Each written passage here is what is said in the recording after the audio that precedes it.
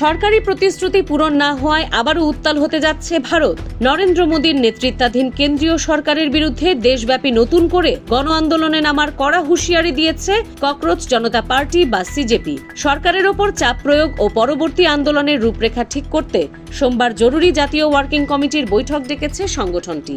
একই সঙ্গে শিক্ষার্থী, তরুণ ও স্বেচ্ছাসেবকদের রাজপথে নামার চূড়ান্ত প্রস্তুতি নেওয়ার আহ্বান জানিয়েছে তারা। সংবাদ মাধ্যম এনডিটিভির তথ্যমতে গত 25 জুলাই সরকারি আশ্বাসের ভিত্তিতে প্রাথমিক আন্দোলন স্থগিত করা হলেও গুরুত্বপূর্ণ দাবিগুলোর বেশিরভাগই এখনো বাস্তবায়ন করেনি কেন্দ্র। সুপ্রিম কোর্ট সংবিধানের 142 অনুচ্ছেদের ক্ষমতা ব্যবহার করে বিক্ষোভকারীদের মামলা বাতিলের জন্য সরকারের কাছে 3 বার সমন্বিত তালিকা চাইলেও মোদী সরকার তা জমা দেয়নি বলে অভিযোগ করেছে সিজেপি।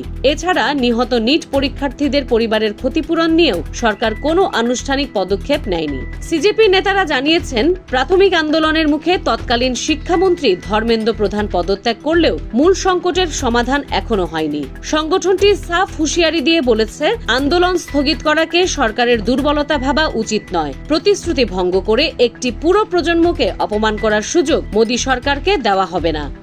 আন্তর্জাতিক ডেস্ক, খোলা কাগজ, ঢাকা।